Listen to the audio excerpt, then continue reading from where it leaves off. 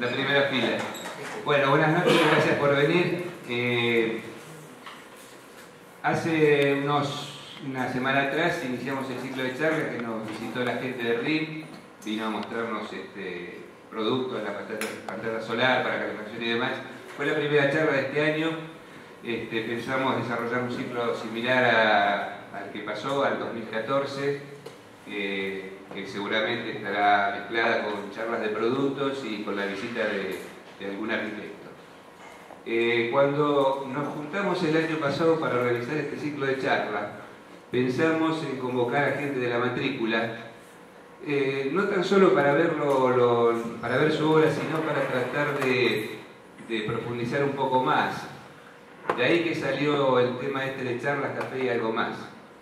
El tema de café y algo más era tratar de producir un encuentro entre la matrícula y gente que le interesa la arquitectura, como para que después de cada charla nos quedemos a tomar un vino, comer una empanada y poder charlar y interactuar entre nosotros.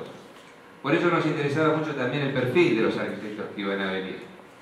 El año pasado invitamos gente de Bahía Blanca que ha desarrollado diversas experiencias, que casi siempre pasan desapercibidas y nunca nos podemos enterar realmente qué hacen, y son experiencias interesantes.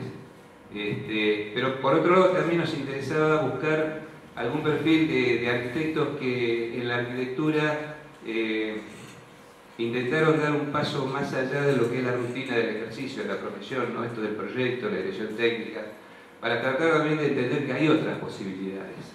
Y así lo trajimos a Luciano Cruz, con todo este fenómeno de la arquitectura de autor y el tema del hormigón y las viviendas en la costa. Y buceando, para seguir un poco con esa línea, nos encontramos con el estudio Nómade. Sabíamos algo de Nómade por Juan Llorino, que el año pasado también dio una charla, y a través de la compu pudimos ver los trabajos que hacían, las viviendas que tenían premiadas.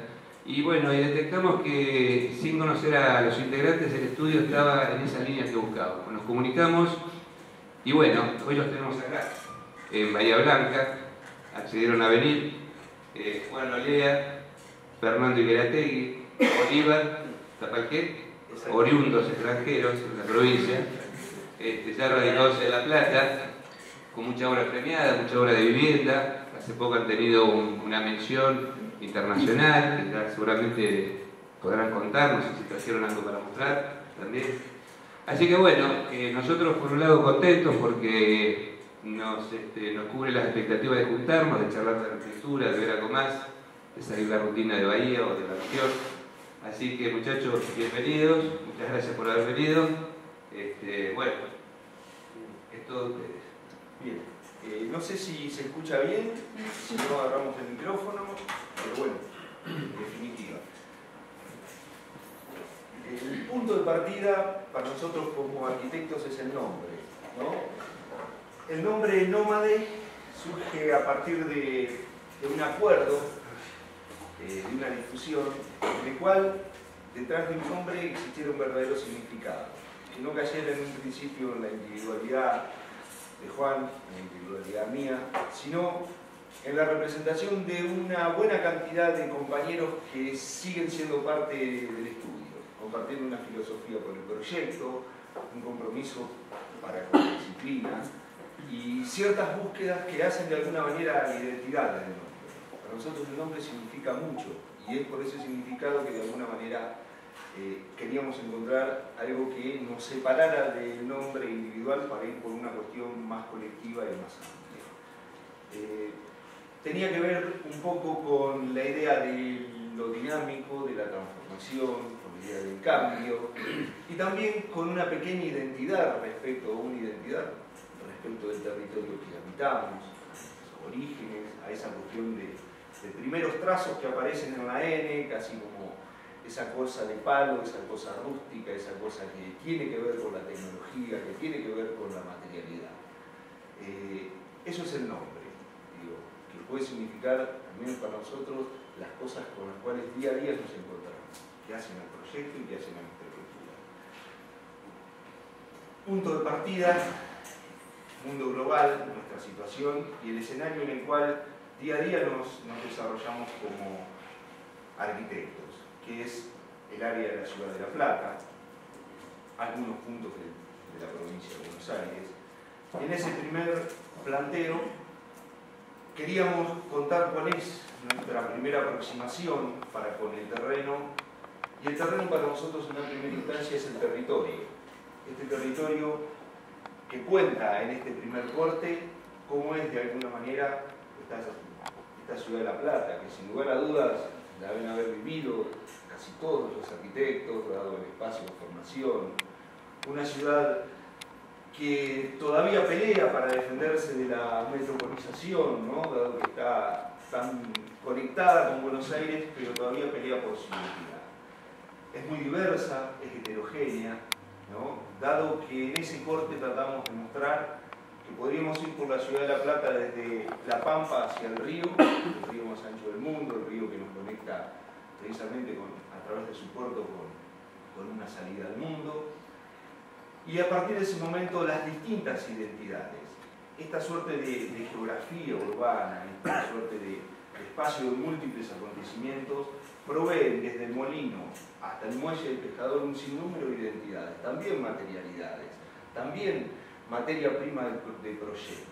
Y sobre esa base queríamos ir contando las distintas experiencias de los proyectos porque se sitúan geográficamente en los distintos lugares que plantea este corte. Los puntos amarillos son las localizaciones de las distintas obras, y con eso un bagaje diverso de posibilidades proyectuales, de problemáticas, de encuentros y de desencuentros también. Vamos con la primera obra. Un poco lento el sistema, pero bien.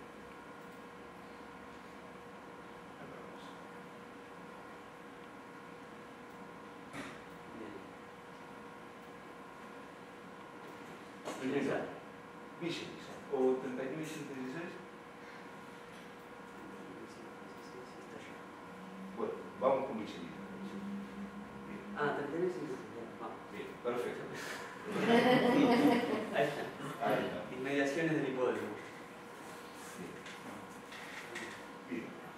Esta primera experiencia tiene que ver con un barrio, con un conjunto de 4 viviendas que toman como punto de partida un antiguo almacén, una antigua casa,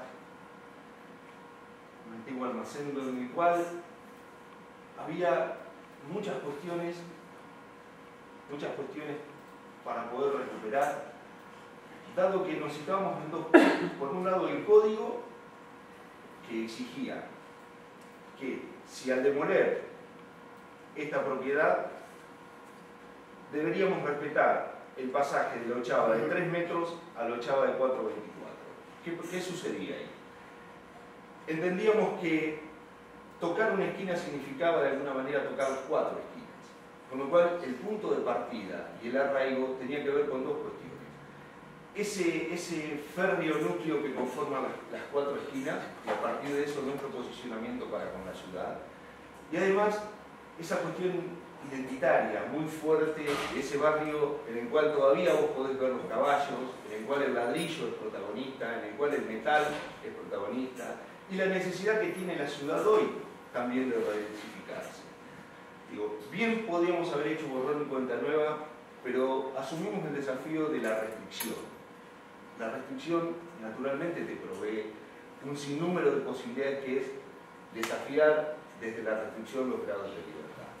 Entonces, ¿cómo hacíamos para tener el máximo de ocupación, preservar la caja ladrillera y preservar algunas de las partes que eran recuperables, pero por otro lado la contraposición de una orientación que, si no le encontrábamos un vacío, iba a ser muy difícil poder habitar esa caja muraria, o permanentemente las unidades iban a estar en sombras continuamente.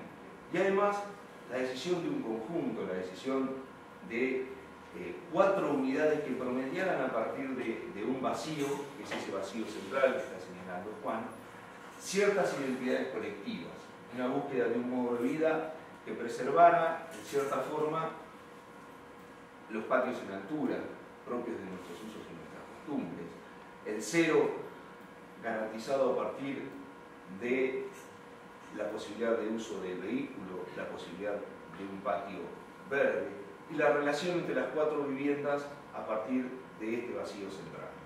Ahí se ve. El esfuerzo por un vacío, la relación de la masa y el vacío en esa identidad que para nosotros fue el desafío del proyecto.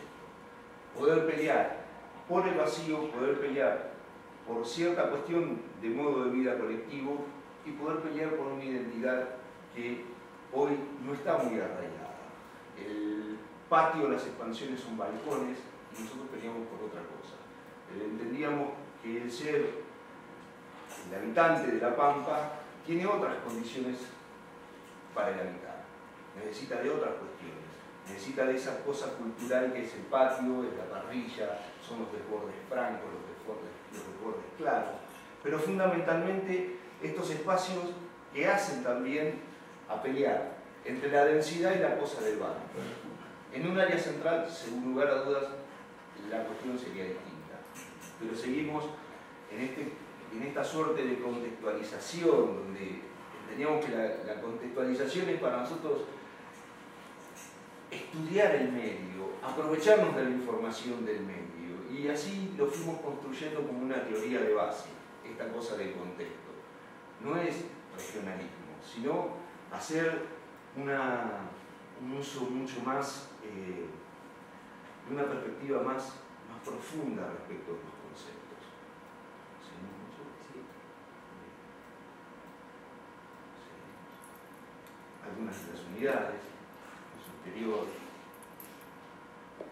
y es ese vacío al norte, donde incluso mancomuna con el lote lindero. Entonces la sumatoria de vacíos no solamente es el vacío para el conjunto, sino también es el trasvasamiento de los rayos de sol para el vacío que lo circunda, y para una cuestión en la cual el compromiso de la esquina era, en cierta forma, algo que trascendía el lote, iba por otra cosa, iba más allá. Esos dibujos sencillos son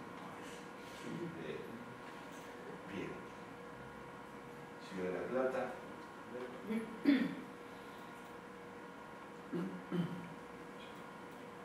Y este es un punto en el cual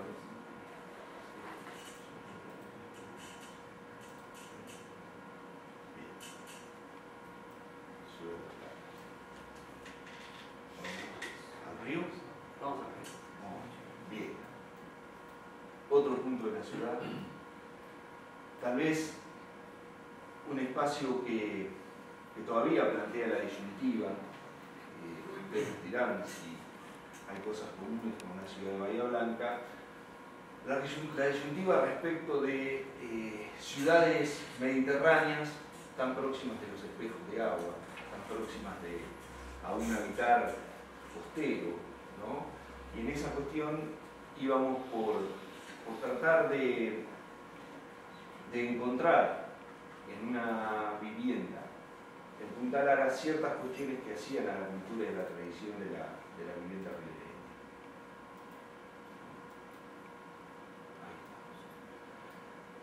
Entonces, buscamos un poco la historia. El punto de partida para nosotros fue el relevamiento de la manzana y hacia dónde de alguna manera apuntaba el código, ¿no? Qué era la normativa y cuáles eran de alguna manera los grados de libertad que nos permitía el código, y de ahí poder insertar la arquitectura.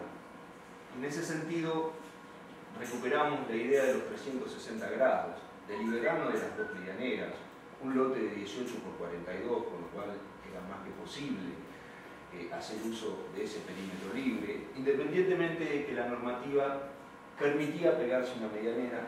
Apostamos a esa cosa exenta, a los 360 grados, a una suerte de galería perimetral, devenida también de ese punto y ese contraste que era el relevamiento de esa vivienda ribereña.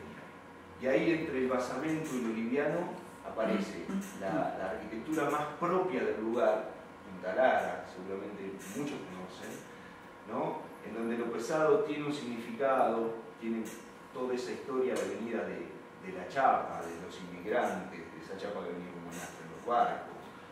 Quedaba y entonces las clases populares de alguna manera empezaron a hacer sus viviendas. Entonces era el desafío de cómo tomar un elemento muy propio de la materialidad, muy propio del lugar y proponerlo como arquitectura en una suerte de acción contemporánea.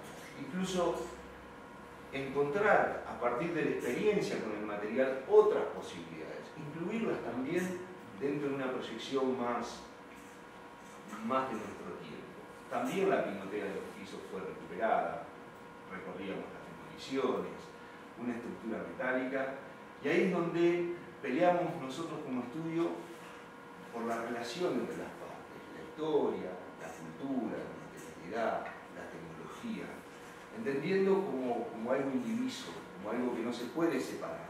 No podés separar la historia de la cultura, al menos en nuestra posición, no podés separar la identidad del lugar con algunas cuestiones. Es la pelea por un todo, incluso esa comparación de las estructuras son rápidamente amalgamables, fundibles como concepto, porque también están presentes en el caso. Y en ese sentido fuimos por una planta social clara, abierta al norte, y una planta alta liviana. Un amigo arquitecto la definió como la guinzagua de Chapa. ¿Sabes si es una valoración?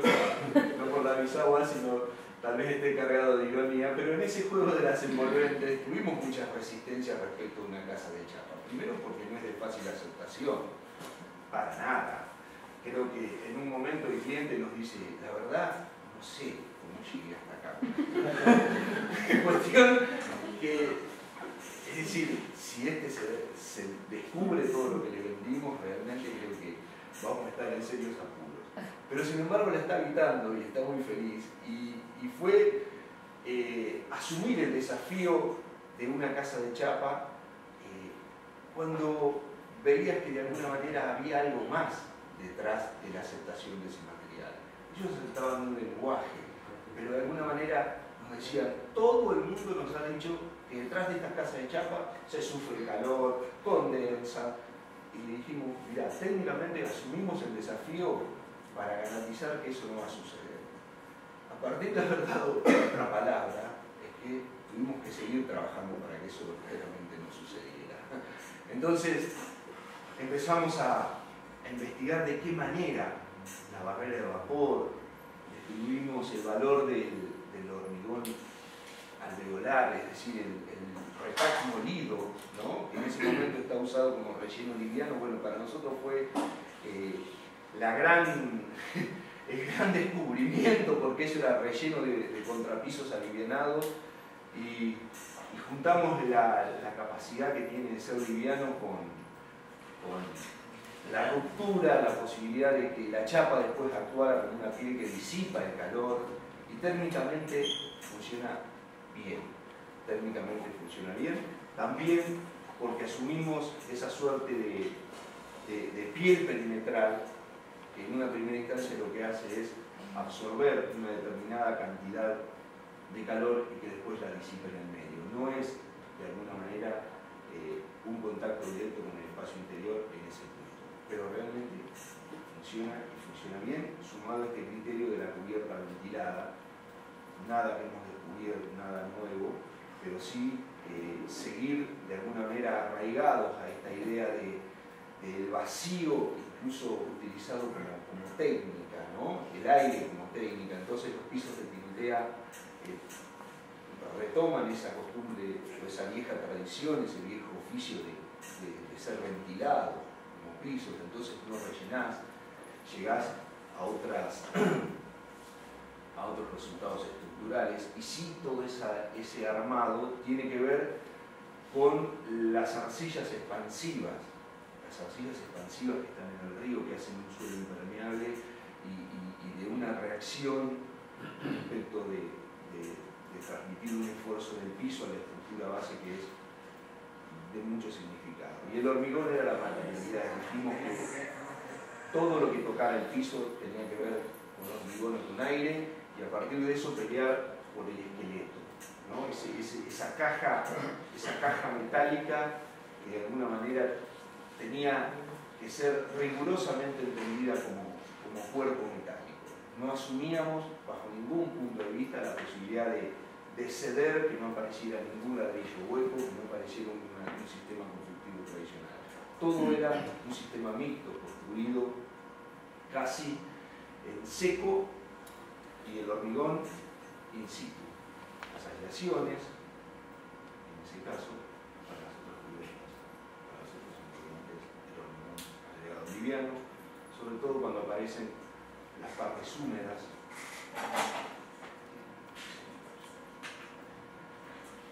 Y poco a poco se va conformando la idea de que el volumen no tuviera interrupciones, entonces ese metal terminaba de conformarse en todas sus caras. Y ahí también el haber asumido como de alguna manera el encuentro entre chapa y chapa, ¿no? Para que no existiera ese típico ángulo que permanentemente aparece. Sin lugar a dudas, la mano de obra nos ayudó y mucho. Generalmente esa mano de obra que es anónima, ¿no? Que no aparece en estos momentos, pero es la que en algún momento te permite mostrar con cierta alegría, más que orgullo, lo que significa pelear un detalle. Si no te acompaña la mano de obra, no existe esa posibilidad, lo sabrán bien ustedes como arquitectos. El dolor que significa esa suerte de desencuentro entre el trazo, esa pelea en el tablero por el detalle, y que después el detalle no se verifica en la obra, no tiene ningún sentido.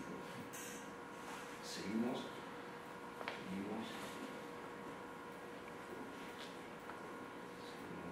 Ya la obra avanzada, evolucionada.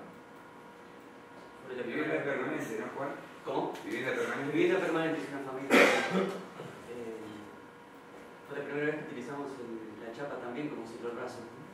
¿Funcionó? Sí, perfectamente.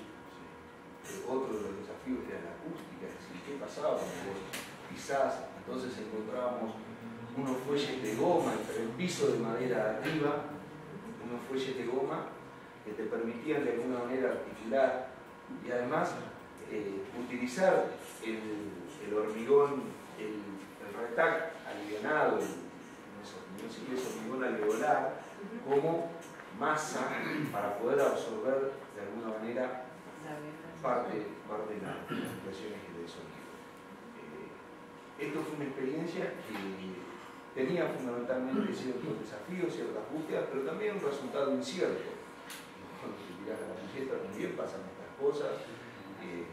El ir y volver sobre la base de esos desafíos, de esos saltos agresivos, tienen que ver con... Nos quedó pendiente en esta obra el tema de la terraza, que de alguna manera, por la proximidad que había con el río, existía la posibilidad de que se pudiera apreciar el río desde una terraza mirador. Pero bueno, de alguna manera se recupera esa situación en este espacio. Sí.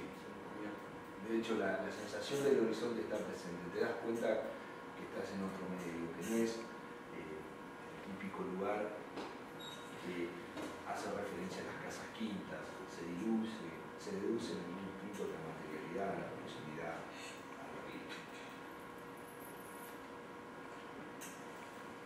De ahí también la idea de preservar unos 45 centímetros y que esa suerte de basamento se viera también como espacio de uso, ¿no? Una suerte de piano inmóvil.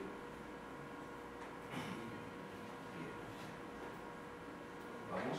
Vamos a Villa Elisa. Otro punto. Perfecto.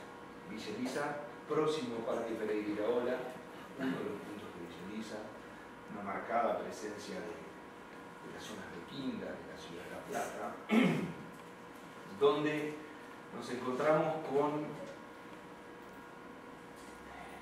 una preexistencia, ¿no? Con todo lo que eso significa y lo que acompaña permanentemente a la práctica proyectal de un arquitecto, que al menos para nosotros tiene que ver con 80% de las obras que ingresan al estudio.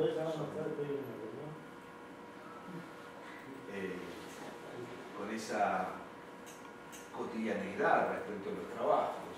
Entonces, el punto de partida es un híbrido, ¿no? Nos encontramos con una vivienda que tiene una tipología, podríamos decir, propia de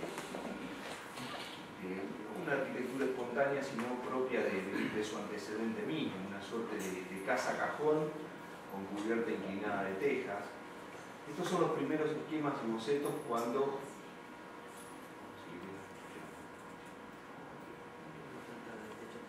Sí, ahí está. Acá aparecen las dos situaciones. La situación que corresponde a la izquierda, ¿no? Toda esa situación que es la vivienda existente, que organizaba las partes más privadas de la vivienda con una primer área social, una pequeña área social, y la necesidad era de, a partir de lo existente, plantear un crecimiento. Lo difícil era encontrar una organización, una materialidad y un punto claro y una posición clara y férrea del terreno para tomar partido de toda esa dimensión del lote. Era un lote de 20 por 40, prácticamente una pequeña quinta, ¿no? Y queríamos bancarnos en ese sentido ese lenguaje híbrido de una primera existencia, una segunda intervención, y nosotros como terceros intervinientes, y a partir de eso es seguir con esta pelea por la materialidad, y discutíamos de qué lo junta y cómo nos presentábamos en forma contundente para lograr una suerte de posicionamiento claro en el terreno, recuperar las áreas sociales, recuperar la relación con el verde, y fuimos por la experiencia de una vivienda casi de un crecimiento dado a partir de una monomaterialidad en hormigón, en donde sin lugar a dudas trajo un montón de situaciones particulares, muchísimo esfuerzo, porque como todos sabemos, el hormigón, hasta que no se desencofra, no sabés qué resultado da. Y pensar no es lo mismo una losa, o pensar toda una caja no es el mismo resultado. Va jugado, la pelea por el encofrado, la pelea por los distintos puntos, por las instalaciones, porque nada se pierda, porque todo esté de alguna manera contemplado antes de llenar, y eso es una experiencia que de alguna manera trajo una buena cantidad de pelos menos, una mesa, un esfuerzo muy grande, y dos integrantes que están acompañándonos, que son parte del estudio, que es Maca y Anto, de acá de Bahía, Maca Lucarioli y Antonella Mansur, y que nos siguen acompañando. Y a partir de eso, encontrar esta cosa de cómo es una pieza monolítica, qué luces te permiten de alguna manera, cómo haces de esta suerte de juego plástico del hormigón, haces el nervio como elemento resistente, cómo contrapesás una luz de 2,50 metros, porque de alguna manera las relaciones de partes pretendían esa galería de 2,50 metros, 2,75 aproximadamente, con una especie de relación,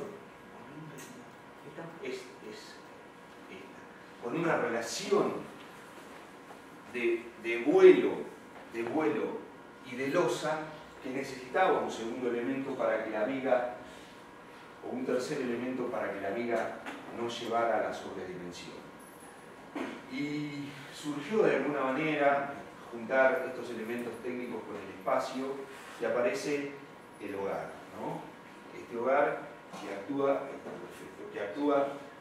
como una suerte de nervio, de contrapeso, que nos permitió mejorar la elástica, la relación de secciones de armaduras y secciones de hormigón, e incluso resolver esa pieza en 40 centímetros de altura. Obviamente, esto no es el resultado no es solamente Jorge Martelli como ingeniero nos ha venido acompañando siempre, incluso hasta las cosas que lo han llevado al borde de la locura, de la incompatibilidad, desde el camino de la racionalidad, y siempre esa pelea conjunta de los resultados. Ni una parte ni la otra, esa cuestión de mediación entre el espacio y la técnica nos fue dando de alguna manera este resultado acabado. Obviamente fue más que una alegría cuando nos encontramos con ese resultado de losas ante ese cofrad, porque también pretendíamos que la madera estuviera presente, que fuera parte de una suerte de valoración del quebracho respecto a las posibilidades de sustentación. Entonces, esa sucesión de palos de quebrachos nos permitían hacer de este conjunto de elementos una cuestión más sensible. Las enredaderas después se trepaban por ahí, y este es el resultado de una galería de 275 o 50 apropiada para una relación clara y franca entre lo que era la parrilla, galería, y además poder juntar lo existente y lo nuevo. En estas zonas generalmente se disfruta mucho la temporada de verano, se extiende, digamos. Entonces parte del esfuerzo por esas grandes luces era tratar de romper el límite entre el interior y el exterior de alguna manera, logrando incorporarlo. Esto es parte del interior y esto es la galería con parrilla, que de alguna manera las aberturas se abrían en el ángulo y se escondían dentro de los tabiques para provocar esta apertura en 6 meses prácticamente de verano, como está el clima cada vez es más, y generar un espacio mucho más franco y en conexión con el verde. Estos son los tabiques donde escondíamos las aberturas que se iban deslizando. Se puede ver el hogar. Esto fue una experiencia que lleva a la otra, ¿no? Y lo interesante de esa suerte de juego, de la física, ese juego de la gravedad, nos trajo posteriormente otras experiencias.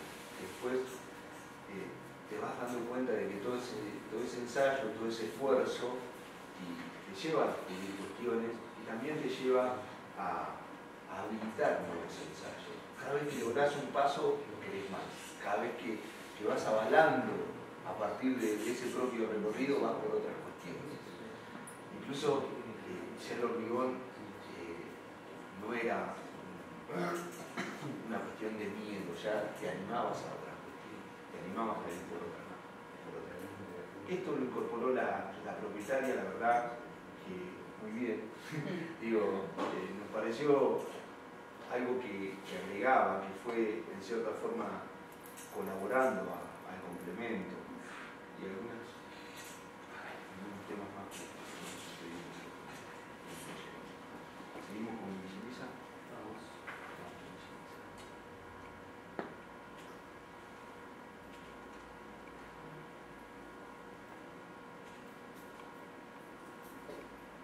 Bien, Villa Elisa, áreas periurbanas relativamente próximas, ¿no? También, en este caso, un nuevo loteo, la vieja estancia del Rincón, que empieza a partir de este fenómeno que viene sucediendo en todas las ciudades, ¿no? Es el loteo de las áreas rurales, el pasaje de la tierra de producción a tierra urbana, vacías de infraestructuras, y eso es un fenómeno que de alguna manera incide en el impacto de la ciudad, incide en el acceso a los servicios y también en el valor de la tierra. Y a partir de esas cuestiones tomamos partido como marco teórico, pero fundamentalmente avalamos la búsqueda de esas identidades que están presentes, que tenían que ver con el loteo de un área rural, con una fuerte y marcada presencia del campo. Entonces, se juntaban 2 o 3 cuestiones en este proyecto. Uno, que era una vivienda para una persona sola, para una profesional joven, con la perspectiva de conformar una familia pero en una primera instancia era una persona sola. Un área rural que se inauguraba como nuevo loteo, un loteo de 10 por 28, más próximo a lo urbano que a lo rural, pero el paisaje era en el campo, el paisaje era lo rural, aparecían los molinos, aparecían un sinnúmero de identidades que le pertenecían más al campo que a este nuevo loteo. Por otro lado, nos debatíamos respecto de si el desarrollo de la vivienda tenía que ser vertical o horizontal, en función de maximizar el rendimiento de los componentes técnicos de la materialidad. Y en función de eso surgió esta experiencia. Pelear por un volumen único, por una relación de vacíos que permanentemente incorporaran esa suerte de espacio único, que naturalmente y vos en cada momento tuvieras el registro de que pertenecías a un lugar y no a una sucesión de lugares. Y eso tenía que ver con dar respuesta en lo específico a una persona que eventualmente incorporaba amigos, pareja, pero que vivía sola. Y esa suerte de recupero del horizonte a partir de la terraza daba como resultado esta búsqueda vertical de esa caja muraria de ladrillos, peleaba también desde una suerte de despegue del suelo para evitar rellenos, para seguir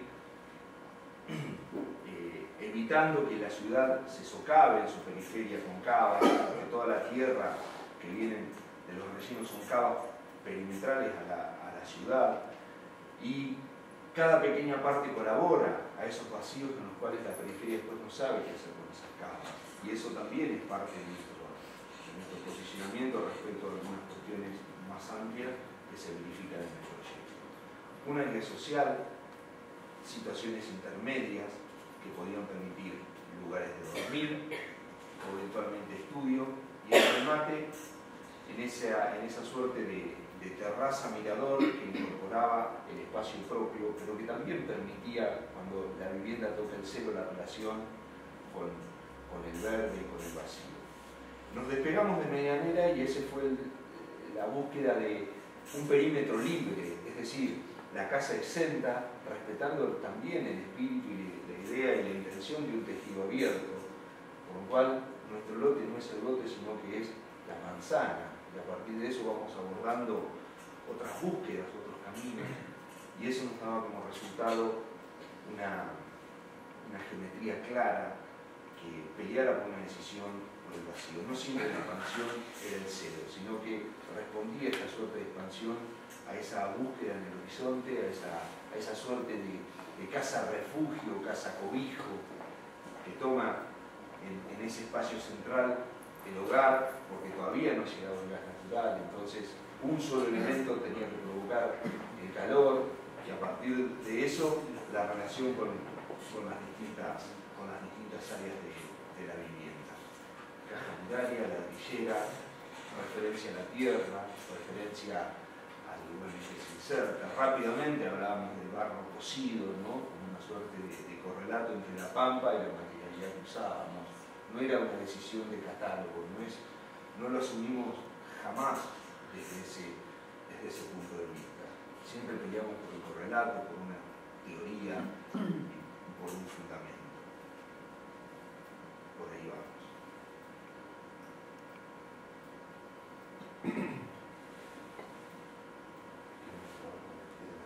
Era importante para esta mujer tener el control visual de su casa en un solo vistazo, entonces también una mujer sola se va a vivir a un lugar para entonces desconocido, por eso también esa posibilidad de recuperar actividades al aire libre aún de noche o digamos en esa terraza, estando sola, era viable, digamos. Ese control que de alguna manera se podía tener de toda la casa, es un juego entre pisos que van cambiando de diferentes alturas y recorridos, pero esta casi doble altura y media, digamos, lo permitía, hacer un recorrido de unas escaleras. Incluso incorporar el concepto de transformabilidad, porque cuando nos preguntaban cómo crece esta casa, y realmente esta casa no tiene crecimiento. Las posibilidades de crecimiento tienen que ver con la forma de ocupación de vacíos. Y le mostrábamos, y fue también todo un esfuerzo, convencer a alguien de que una vivienda no crece, porque en realidad tampoco es viable pensar X cantidad de dormitorios cuando vos sos una sola persona. Entonces, sí mostrar el sinnúmero de posibilidades que había a partir del vacío, ya sea desde el habitar, desde el recorrido, desde lo cotidiano, pero también las posibilidades y las potencialidades que la casa tenía, como a partir de integrar, relacionar, vincular. Y eso de alguna manera daba la posibilidad de que este proyecto y su materialidad lo hicieran posible. Esa disputa, esa suerte de docencia, esa suerte de esfuerzo por pelear mano a mano un proyecto con los clientes, la damos siempre, la damos siempre. A veces ganamos y otras veces no nos es fácil, y otras veces las perdemos, ¿no? Entonces también tenemos en algún caso una vivienda híbrida que surge. Y también importante mencionar que esto fue hecho con un Procrear.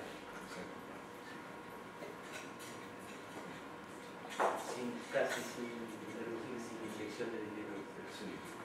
Con lo cual fuimos al horno ladrillo a colaborar, a decir, bueno, ¿cómo juntabas? ¿Cómo estos 26.000 ladrillos poco a poco se iban poniendo, ¿no? ¿Cómo bajabas los costos? ¿Cómo hacías de un material con un solo lenguaje? Es decir, sin revoques. Entonces el ladrillo que se ponía, el ladrillo que terminaba cerrando como obra, una lavada con ácido, y eso era la obra terminada y concluida. Bien. Seguimos. ¿Utiliza? Bueno, seguimos entonces. Ahora nos vamos un poco al centro de la provincia. Centro de la provincia. Centro de la provincia. Un primer contacto que tomamos con Olavarría tiene que ver con los antecedentes, amigos, familia, haber estudiado en la escuela técnica, y eso también te va dando de alguna manera cierta amigabilidad con la tecnología, cierta cosa común, cierta cosa cotidiana. Y habíamos hecho un proyecto para Colonia San Miguel, un lugar de Manes del Volga, una esquina fantástica, tenía 110 años de historia. Y también aprendimos a decir que no, dado que haber abordado ese primer proyecto significaba aceptar las condiciones en las cuales gran parte de esa esquina de piedra desaparecía toda una cuestión muy identitaria, Colonia San Miguel, su historia y su tradición.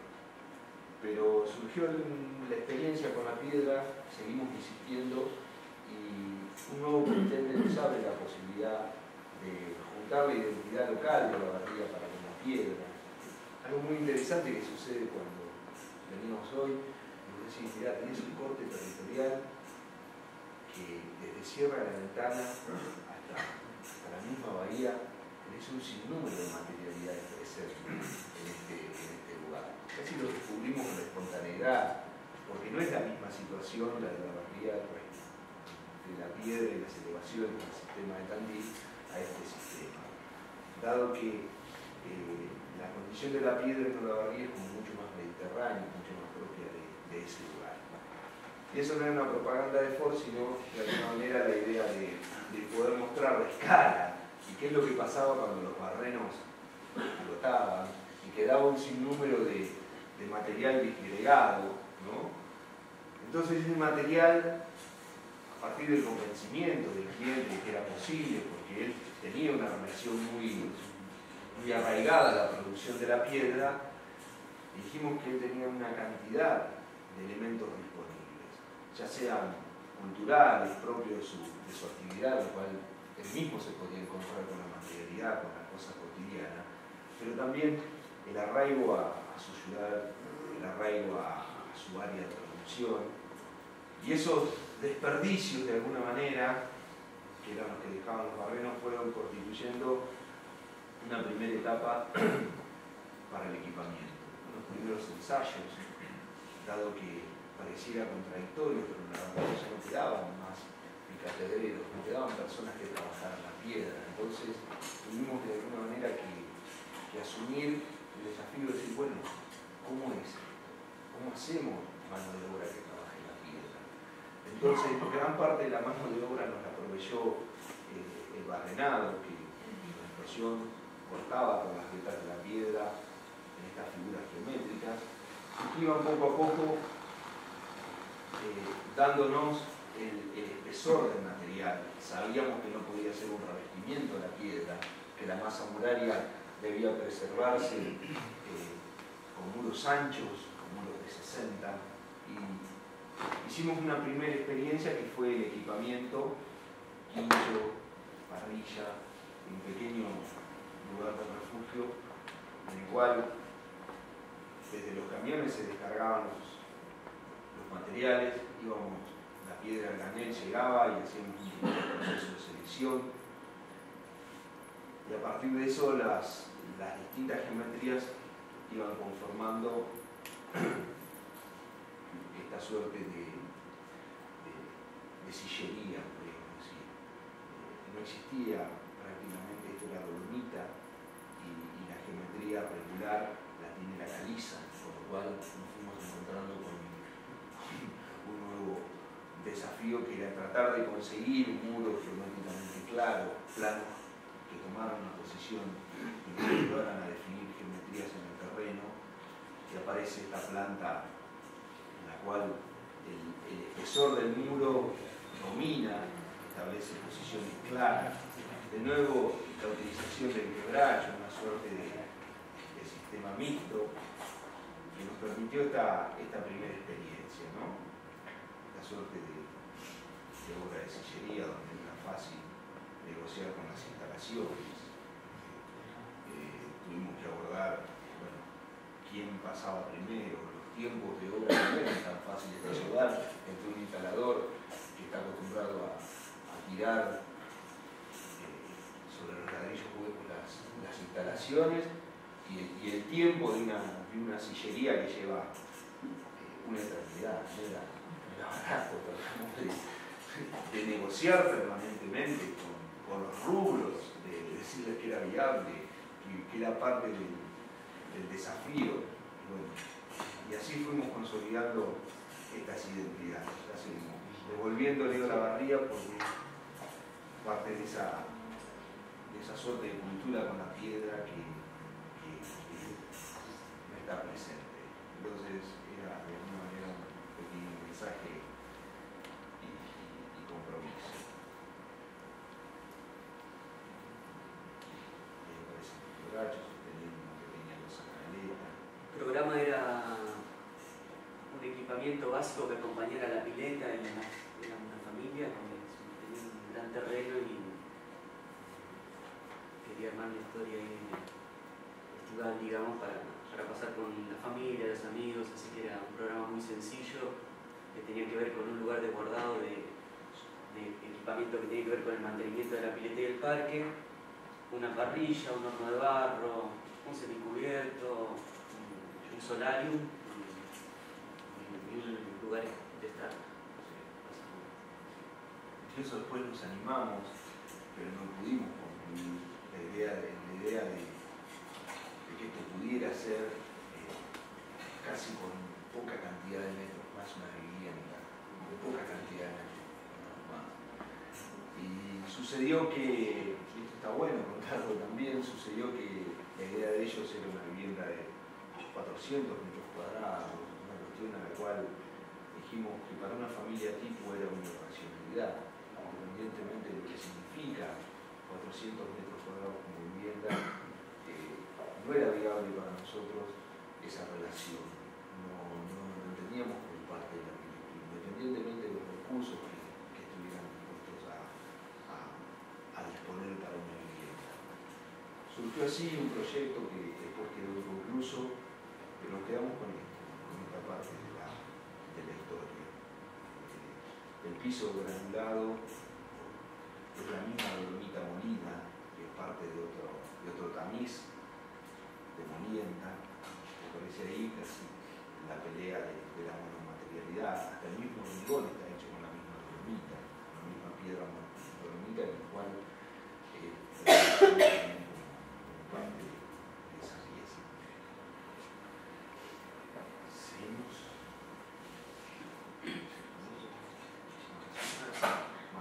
Bien. Y ahora nos vamos a la costa atlántica.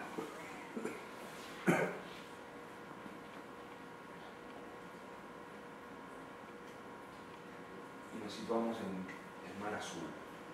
Una suerte de médano forestado. Todo el mundo tiene presente qué es lo que sucede cuando la pampa llega a la costa del océano. Esa suerte de intercambio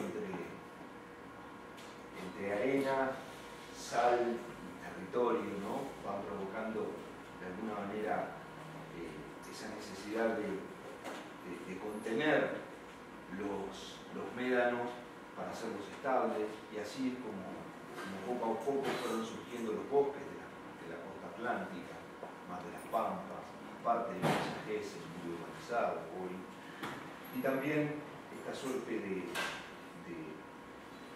cuadrícula, podríamos llamarlo, de ortogonalidad que se da en Mar Azul, en donde pudimos con mucho esfuerzo llegar a construir a acceder a un lote con una topografía particular.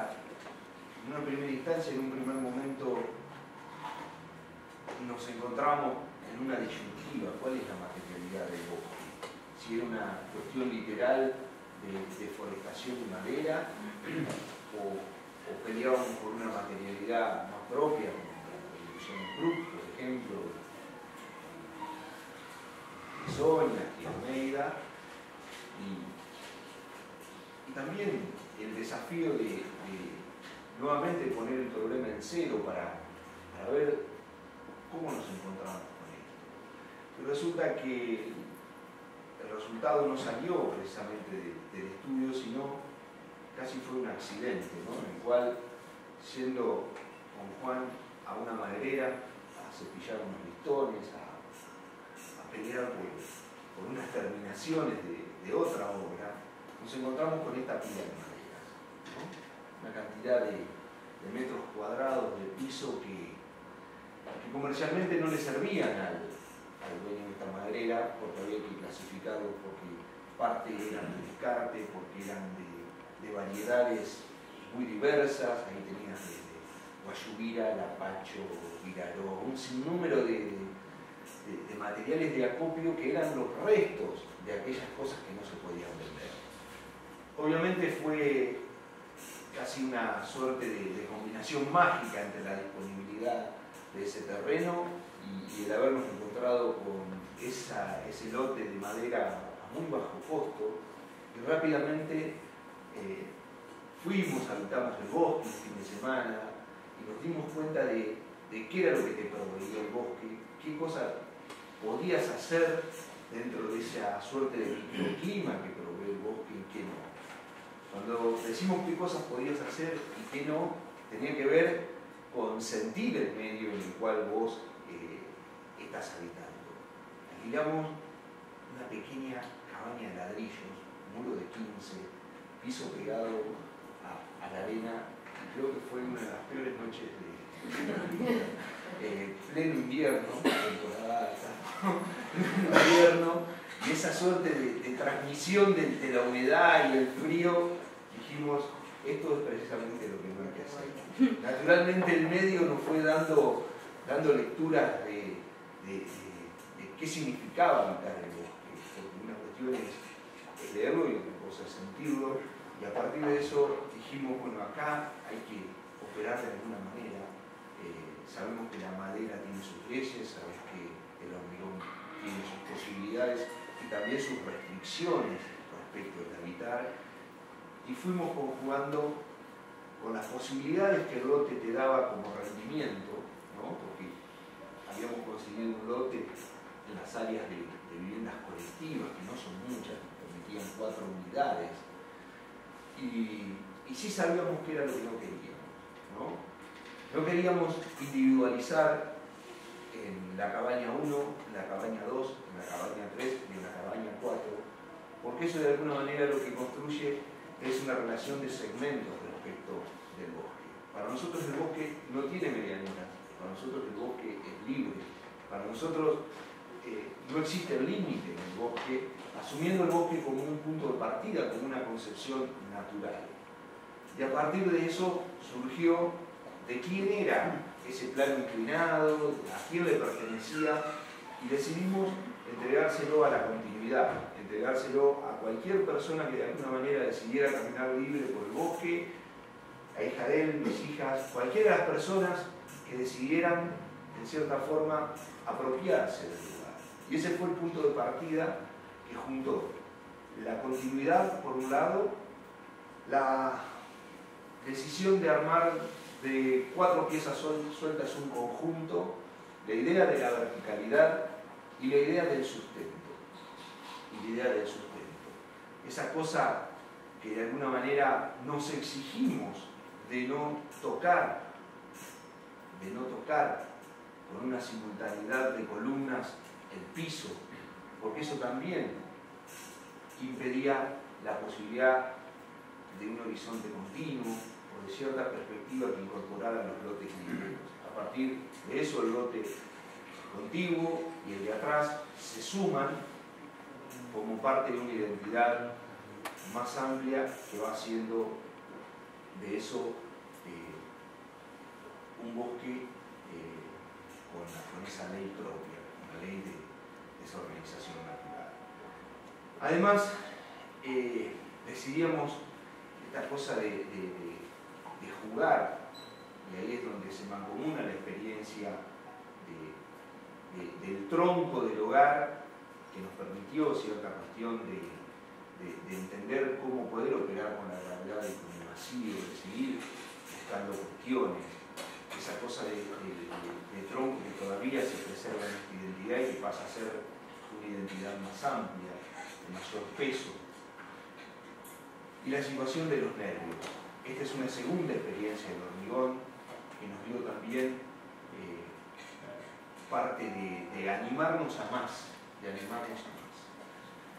Y en eso también el desafío de cómo se encofraba en 9 metros de altura nervios de este tamaño.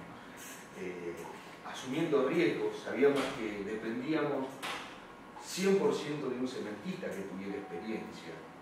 Y ahí es donde recuperamos la mejor mano de obra que nosotros podíamos, ¿no? Que teníamos como mano de obra.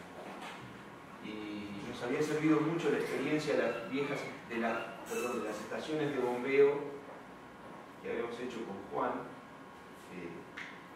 la dirección de obra, donde haber trabajado en situaciones de bombeo, de hormigón, de bombeo permanente, ¿no?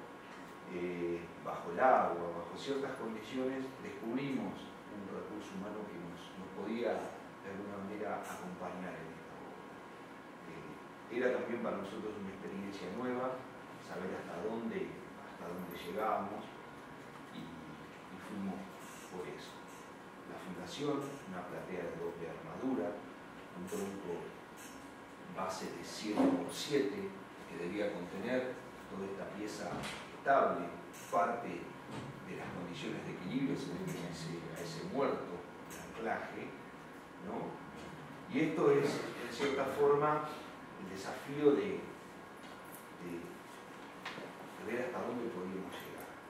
Y confiamos a ciegas en la mano de obra. Nosotros no teníamos esta experiencia, sí la tenía quien estaba ejecutando. y él tenía en cierta forma la verdad última, no nosotros. De hecho, cuando volcaran y colaran esas toneladas de hormigón líquido, estábamos a riesgo de que ese piso cediera. Cualquiera de los puntales que pudiera ceder ponía en crisis toda la obra en su conjunto. Dependía de que esta suerte de estructura concebida desde arriba hasta abajo tuviera ese riesgo. Prácticamente hasta la llenada, hasta que se terminó y hasta que se empezó a desencofrar, creo que fueron meses o un mes de insomnio seguro. Porque bueno, esa cosa de sentir lo mismo, estos detalles que tan minuciosamente preparamos, que fueron inciertos, que obviamente inciertos hasta que los pones en práctica y vas y volvés con el ingeniero, porque no tenemos obviamente nosotros los recursos para trabajar con estructuras pensadas. Sabíamos que era práctica, que era tratar de hacer camino, mientras tanto que esos tensores también venidos de las tablestacas del trabajo en el río nos habían dado los soldadores de experiencia del valor de la rosca cuadrada y no la rosca Whitworth, la común. El acero 1040 no era fácil de soldar y eran las únicas calidades de acero que venían. Y por otro lado, esta suerte de desgarramiento que se provocaba entre las piezas y la madera, ¿cómo las verificábamos? ¿Cómo dependíamos también, independientemente del cálculo y todo el rigor del dibujo técnico, de la ejecución de esa tarea? No fue para nada fácil nivelar, creo que algunas imperfecciones quedaron, dado que estas estructuras se armaban, las estructuras atensoradas se armaban con un primer nervio, que es ese caño galvanizado, pintado con pintura epoxi, ¿no? Además de galvanizado, y un nervio central que es una barra del 20, ¿no? Con algún margen de seguridad, a la cual se soldaban las barras roscadas de acero 1040 con una doble tuerca que terminaba de completar el sistema a partir de hacerlo entrar en cámaras, ¿no? Esa fue una segunda etapa de experiencia. ¿Sí? Secciones verificadas por el ingeniero y esos nervios que iban conformando parte del partido, de las relaciones, distintas partes. Por la naturaleza, siempre. No tocamos ni un árbol. Los entrepisos de madera están tomados de la superestructura. Sí, exactamente. Y aparece una estructura de vigas laminadas y después una tirantería de 2x6. ¿No? Obviamente es parte de lo que vas perdiendo cuando el vacío se va completando, se va llenando. Pero bien sabemos el proceso de clasificación de la madera, en el cual incluso nos tuvimos que bancar imperfecciones, porque unas tenían 22, la otra tenía 26, la otra tenía 25. Entonces ese proceso de selección no fue fácil. La gente en el bosque con el frío en invierno realmente nos bancó, se lo tenemos que agradecer. Independientemente de que tuvimos que reemplazar 2 o 3 contratistas, porque no era fácil ir al bosque. Es muy lindo cuando vas 15 días de relaciones, pero cuando vos estás con la gente un año completo peleando mano a mano, es muy difícil, porque la gente de confianza era la que vos conocías, la que te tenía que brindar técnicamente la confianza, de saber decir, no pongas 6 tornillos de filación, poné 12 y sabés que esos 12 tornillos tienen que estar bien puestos, porque jugás la estructura y te jugás vos y la jugás y juega quien la habita. Entonces, esa suerte de esfuerzo y de incertidumbre permanente fue lo que nos viene de alguna manera acompañando en esta búsqueda. Ese conjunto de 4 viviendas tenían 2 puntos que juntaban la cosa colectiva, ¿no? Ahí va.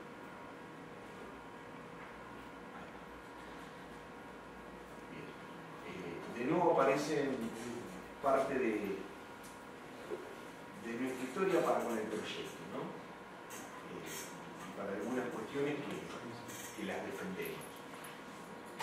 La aparición de los patios en altura, las terrazas miradores, un planteo que recupere los 360 grados, ¿no? A partir de eso, la relación entre opacidad y transparencia, la relación por las dobles alturas, esa suerte de caja que levita, que por otro lado contiene el vacío, que propone una escala perimetral de doble altura, pero también contención a esa reposera que está en aquel punto. Y por otro lado, la relación con la terraza de arriba, que es el techo de la de abajo. Y simultáneamente se va dando ese juego volumétrico que le permite a cada usuario, a cada habitante de esas cabañas, recuperar el bosque en sus alturas. Es decir, el pino tiene la característica de darte verticalidad. Si vos planteas una relación en el cero, no observás absolutamente nada del medio. Te da incluso una suerte de identidad de fuera de escala. Esto tenía que ver, el desafío de la verticalidad, con hacer resonar la arquitectura con el medio, con encontrar una suerte de equilibrio entre la escala que te provee naturalmente el bosque y la escala que te provee el edificio. A partir de eso tocas, te sentís más cerca, es como plantear un recorrido por las distintas partes de los árboles, y de nuevo la madera en su conjunto, si es madera, si es hormigón, y no asumíamos ningún tipo de revestimiento, lo sumo el color. Muchos nos cuestionaban desde la unidad básica, pero en realidad tenía que ver con juntar las posibilidades que teníamos de un color que se identificara de alguna manera con el lugar. Y ese mirador es esa suerte de remate que tiene la estructura en un espacio colectivo. Ahí aparecen todavía en ese instante, no estaban las parrillas, aparece en la parrilla, aparece este lugar, y es una suerte de espacio que en cierta forma le permite una pausa, un momento. También cada unidad tiene su espacio propio, entonces vamos y volvemos entre lo individual y lo colectivo. Pero la pelea era por el conjunto, la pelea era por lograr una identidad que incluso está bueno cuando te dicen, che, ¿esa es una casa sola o qué es?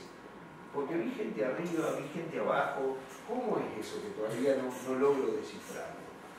No tiene que ver con el egocentrismo, la complejidad, sino con que de alguna manera la mirada de la gente te devuelve la idea del todo, ¿no? Te devuelve como esa cosa de es interesante, es raro, se permiten, se acercan, se apropian.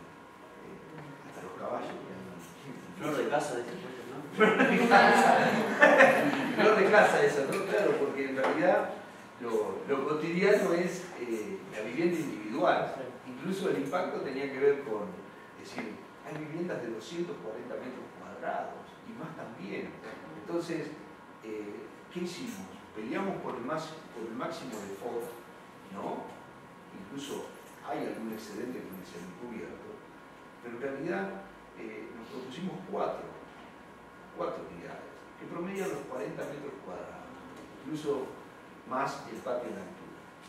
Eso es más que suficiente, porque en realidad nos ha permitido albergar 6, 7 personas y asumir la condición del habitar temporario, que no es lo mismo que la dieta permanente. esa posibilidad del habitar temporario te permite la informalidad, te permite esa suerte de estamos todos juntos, qué sé yo, padres, el abuelo, la madre, esa cosa de familia unida, de quienes participan del bosque de Mar Azul, que no es lo mismo que Pinamar, que no es lo mismo que otros lugares, porque el arraigo a la familia es como más marcado y eso va definiendo aproximación. También, obviamente, en esta suerte de esfuerzo, después recibís un sinnúmero de críticas, a ver, ¿por qué no está el auto? ¿Por qué esto? ¿Por qué lo otro? Y te das cuenta de que el ser humano tiene esa permanente intención de trasladar, incluso hasta en los momentos de ocio, toda esa cosa de vida urbana, ¿no? Un poco más y se lleva toda su casa y la quiere poner en esos 10-15 días de vacaciones.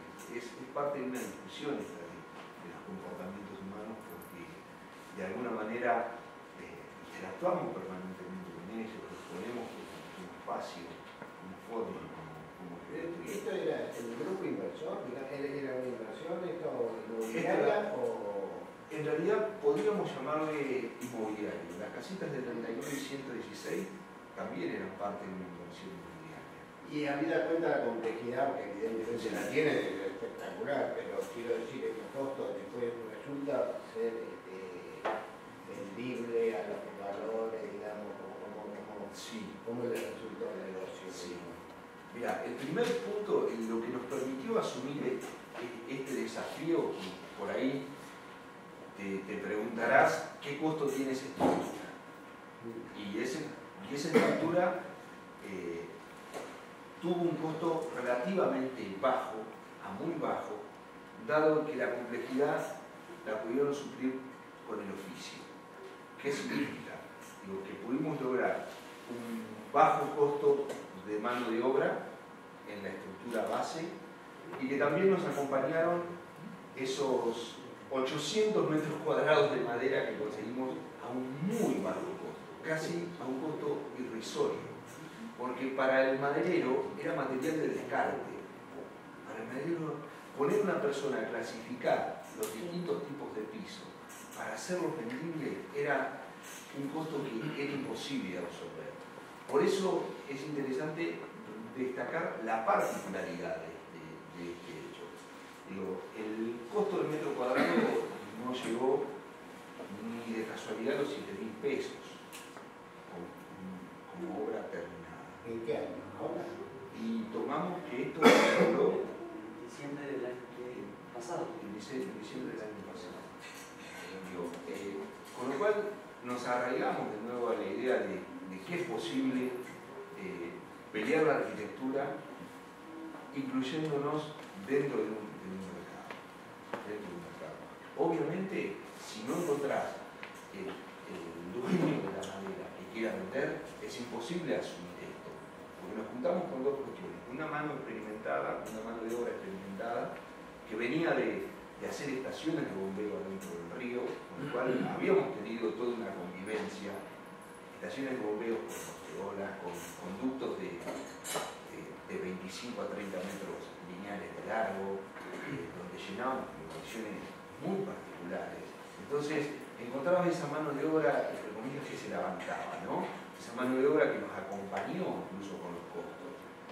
Si rápidamente teníamos un buen cementista, pero no asumía él, en paralelo con nosotros, el desafío de ir por esto, y sin lugar a dudas ibas a encontrar con un sobrecosto que era el de la incertidumbre, ¿no? El sobrecosto de la incertidumbre. ¿Cómo diablos? Obviamente los mayores costos tenían que ver con la madera, con un sinnúmero de cosas que en algunos casos no los teníamos, pero que bueno, de alguna manera se amortizaron y que hoy son acopio para una futura experiencia latente, ¿no? ¿Te referís a la madera de los encofrados? De los encofrados. Que Matiparte se reutilizó, por ejemplo, cepillada en el deck. Claro, que tiene toda la beta. También en la economía tuvo mucho que ver. Las cubiertas, bien. Eso que ves ahí Eso que ves ahí es una primera capa que en una primera instancia tuvimos que levantarla y hacer un hormigón alivianado, y ese es el famoso retac que utilizamos, retac molido que utilizamos para el hormigón alveolar que utilizamos. Entonces eso, con un cielo raso de madera visto, de 3/4, una pequeña malla resuelta, una primera capa liviana y una segunda capa de colado, resolvieron perfectamente la cubierta. Una pequeña malla. Encima tenía el problema que no puedes cargar. No puedes cargar, la verdad, sí, exactamente. ¿Te calcularon la vida útil al árbol? Eso se mueve, incluso da la sensación muchas veces de que la estructura se está moviendo, es el árbol. Yo pensaba por el... Sí, por el diálogo, sí, fue de alguna manera contemplado. Algún botánico nos colaboró. Y también pensamos, digo, decir, ¿qué antecedentes había? Jamás lo podíamos haber hecho con un eucalipto, ¿no? Digo, ¿qué antecedentes había de pinos que se caían con las tormentas y demás? Entonces, obviamente el lugareño, esa persona que te puede hablar mucho más de su recorrido, de su contacto con su lugar, incluso ese dato que tiene que ver con situarnos a 7 u 8 cuadras del bosque y tener toda esa cantidad de cuadras de bosque como filtros del viento de mar, que es el que trae la salinidad y toda esa cosa, es lo que nos permitió también aportar los materiales. Independientemente de la pintura epoxi, del galvanizado, sabés que depende de ese tensor gran parte de la vida útil de esa estructura. Y sin lugar a dudas, esto tiene mantenimiento. No nos cae, no nos vamos a quitar ese tensor de encima. Esto tiene mantenimiento, a los tensores hay que seguirlos, hay que evaluarlos cada tanto. Por eso la doble composición del caño galvanizado por fuera y el nervio por dentro, porque eso te permite de alguna manera registrar una vez por año, cada 2 años, registrar en 2 o 3 puntales libre de carga. Sabes que con la primera vaina se sustenta. No es un dato azaroso, es parte del intercambio con el ingeniero, ¿no? Es revisar cada tanto, sustituir la posibilidad de una barra que puede ser de 20, o si encontrás algún déficit puede pasar a ser del 25, hay margen para poder intercambiar. Ahora, con un solo elemento es imposible, no tenés esa flexibilidad. Bueno, ¿y eso forma parte de la entrega del producto terminado, la memoria de mantenimiento, digamos? Y yo creo que sí, porque digo, en cierta forma, yo creo que de cierta manera todo el mundo está es consciente, no por eso caemos en la estima de aquellas personas que aceptan lo que vos le decís, ¿no? Hoy todo el mundo cuestiona, todo el mundo tiene elementos básicos por el solo hecho de haberse hecho en su casa en algún momento, por el solo hecho de haber tenido que pintar una puerta. Entonces te dicen, no, la madera no. Entonces fue parte de la negociación, y ahí está la docencia, entre comillas, y ese acuerdo de cosas por las que peleamos. Y una de las cosas que venimos construyendo con el estudio es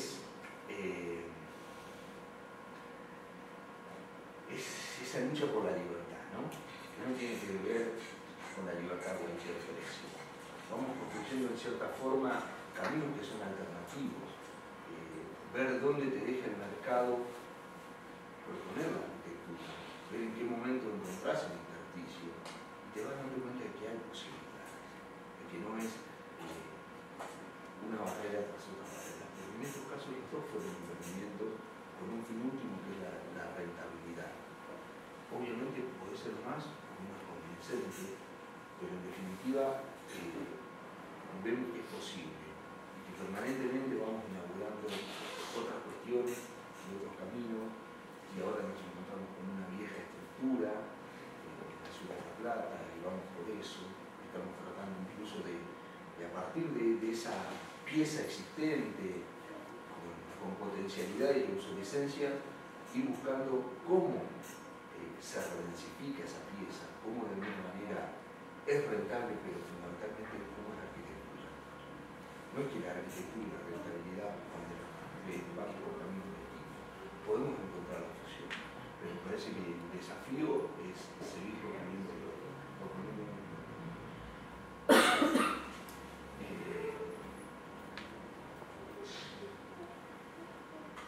También estamos convencidos de que muchas veces la escasez de recursos económicos aporta mejores ideas o requiere de nosotros un esfuerzo extra que nos hace madurar también como arquitectos. Y por eso me gustan los desafíos. Vamos por todo. Sí, ¿qué más? Bueno, vamos por el. ¿Están un poco cansados o no? ¿Eh? Lo que ustedes decían, cortamos. Bien. Volvemos.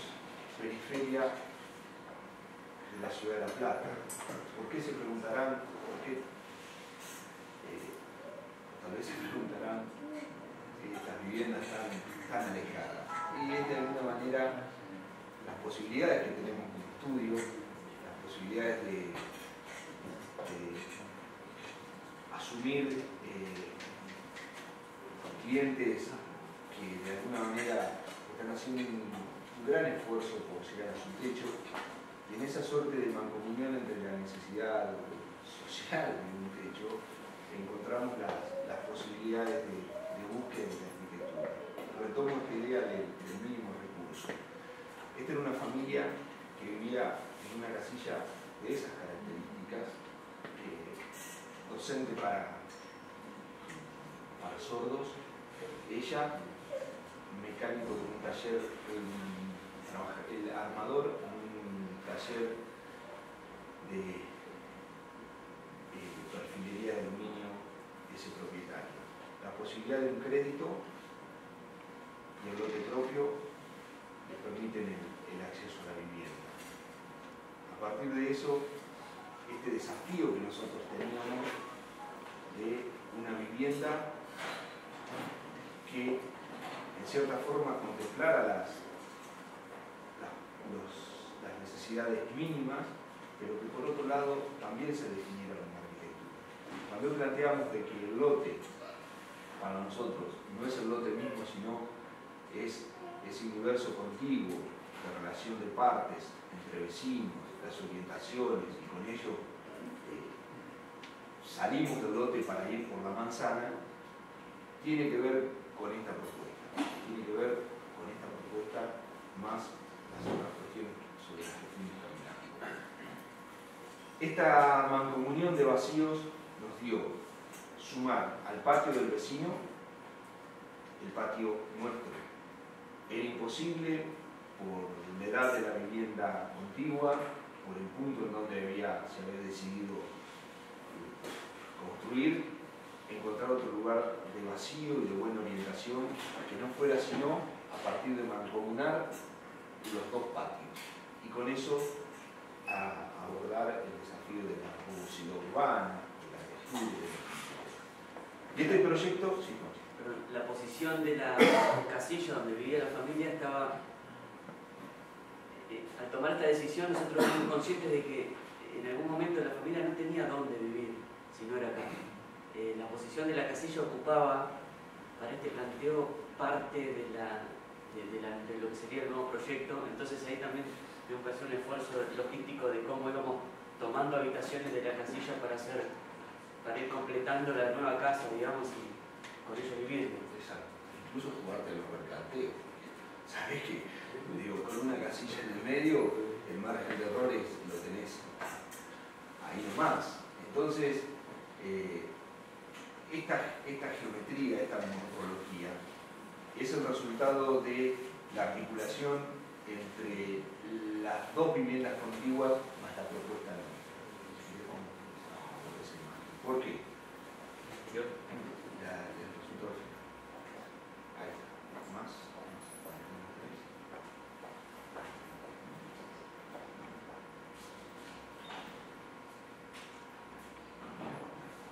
Ahí se ve. Ahí se ve. Esta vivienda presentaba un retiro de aproximadamente 3 metros. La vivienda de al lado presentaba un retiro, pero en condiciones diferentes respecto de la relación de implantación, de lleno y de vacío. El vacío de aquella vivienda, el vacío de la vivienda a la izquierda, de nosotros, era un patio orientado al norte que de alguna manera nos condicionaba respecto de cómo nosotros nos posicionamos, nos implantamos con la manzana. Esta suerte de primer plano blanco, era también la posibilidad de articular entre la línea municipal consolidada por el resto de las viviendas de la cuadra y esta sucesión de vacíos, entre retiros y consolidaciones. Y ahí es como nace esta vivienda de patio, de árbol, una relación de llenos y vacíos en las cuales ese paso al fondo representaba también la apropiación de un loteo profundo, de un loteo de 10 por 45 y en definitiva pelear por un lote único,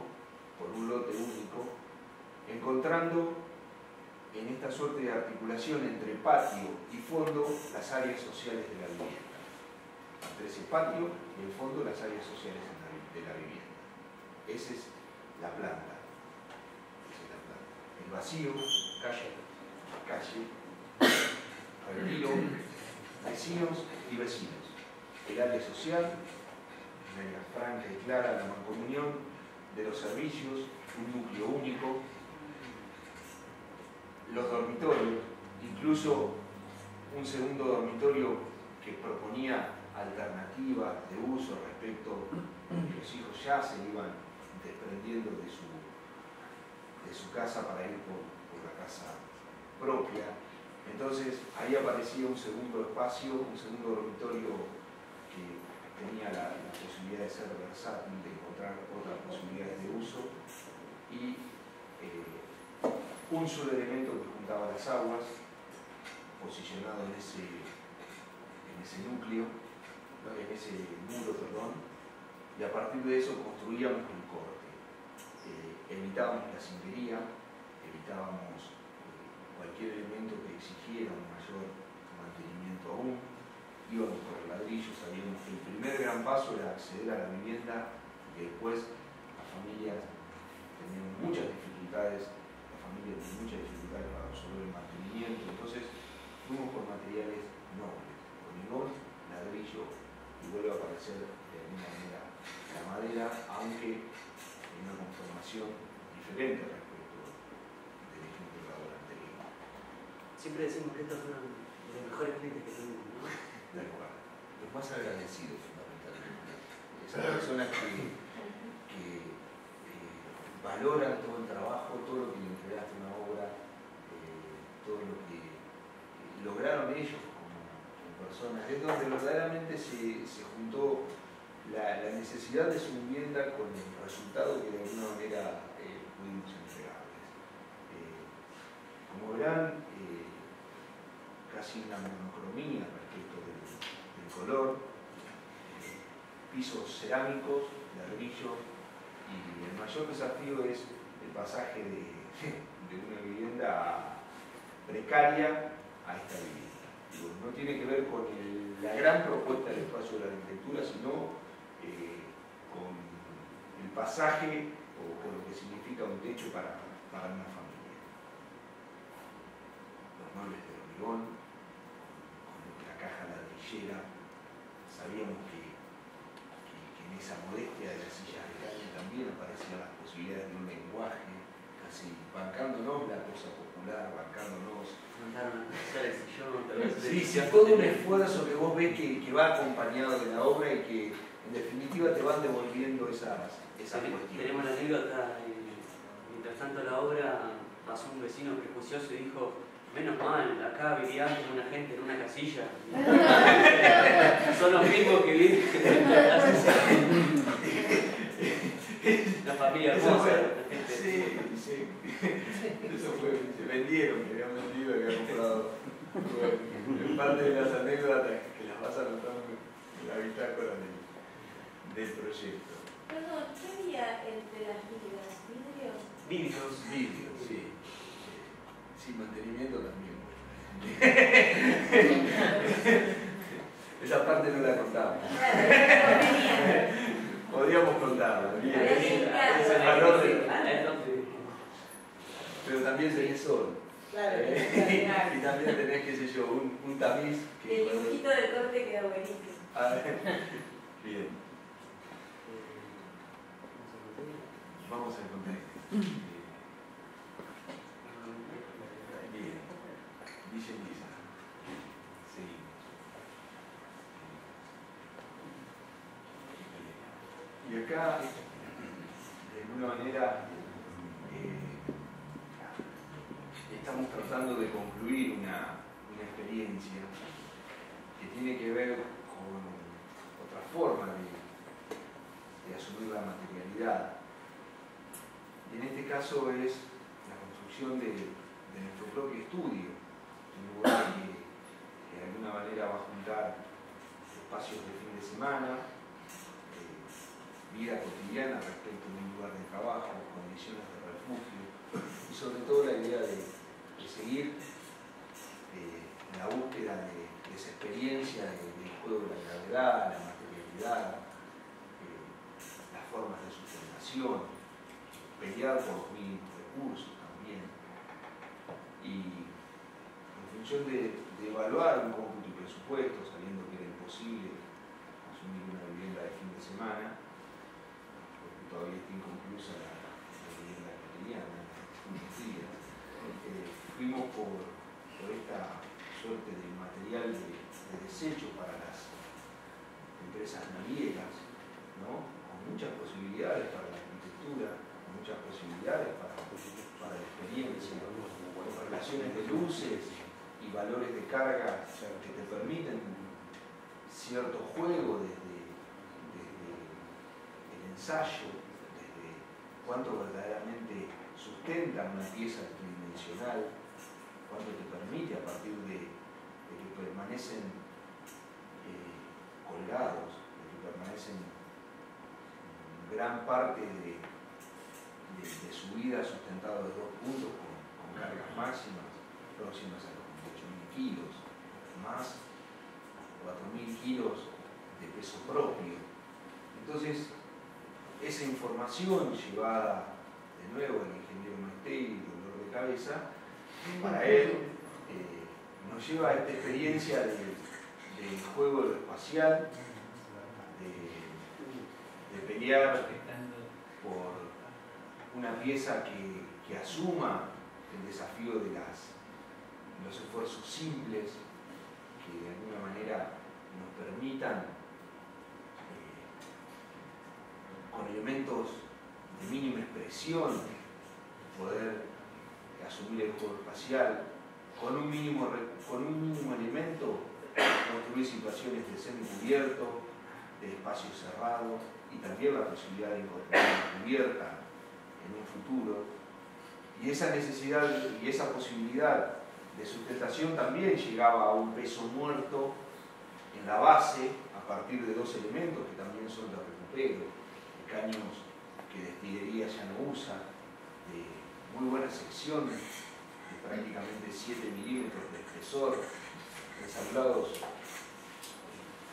en una sola pieza, es decir, los famosos caños sin costura, ¿no? Los caños sin costura que fabrica Asindar y que son muy utilizados en destilería, muy próximos a nuestro lugar, y también muy próximos a nuestro lugar son los containers que quedan en desuso porque que las compañías de seguro ya no permiten pasado un determinado tiempo, que sin lugar a dudas están recorriendo un sinnúmero de lugares, depósitos en Costanera Norte. Y bueno, y ahí fue el punto para poder seguir habilitando experiencias. Esta suerte de habilitar experiencias no tiene que ver precisamente con este ensayo en sí mismo, sino con la posibilidad de seguir relacionando partes. Esta primera experiencia, esta experiencia de Container es anterior a Mar Azul. Es anterior a Mar Azul. Mar Azul se termina antes porque había otros recursos que vinieron de alguna manera nosotros, realmente.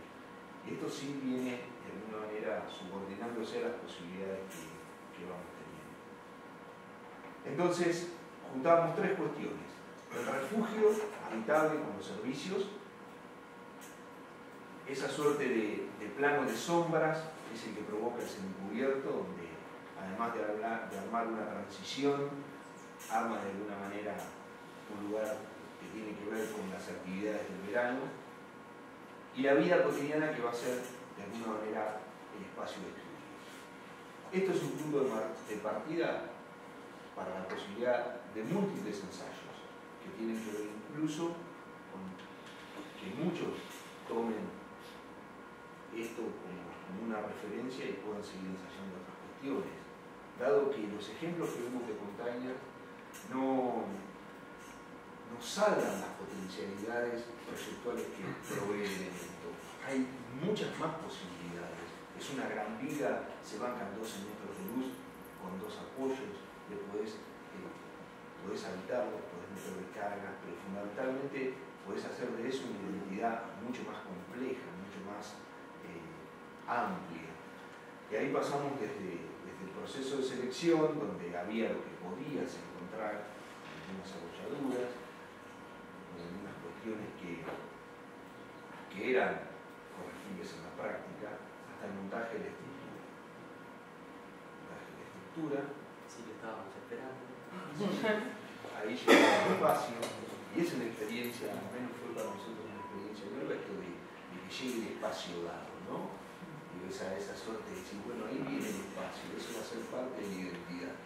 Porque también hay una incertidumbre hasta que esa pieza se colocara y quedara momentáneamente situada en ese lugar, ¿qué daba como resultado? También ese esfuerzo permanente de la abstracción y un corte que te da el papel, pero la imprecisión respecto de lo que va a ser el resultado final, a escala uno en uno, ¿qué te devuelve?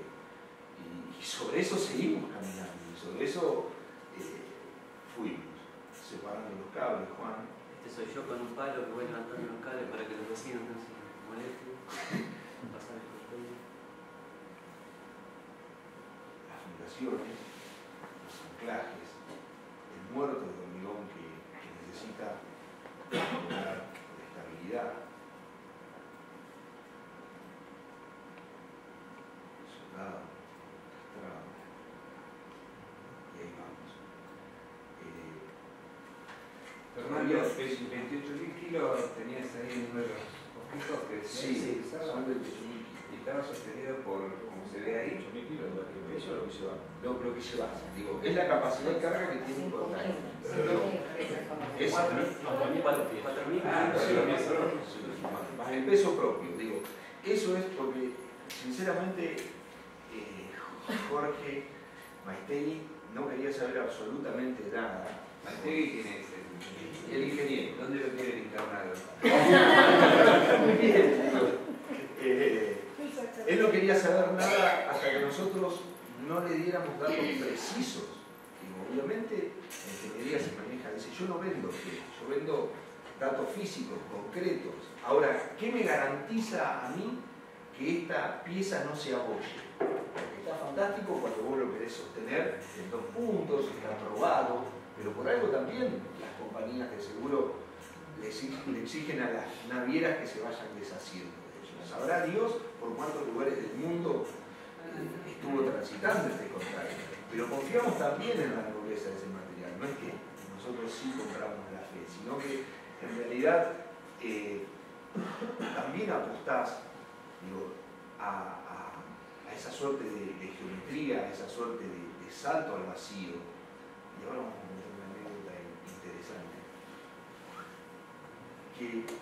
Que naturalmente te tenés que permitir. Los datos precisos para nosotros eran los 28.000 kilos que eso resistía apoyado en 2 puntos, más el peso propio.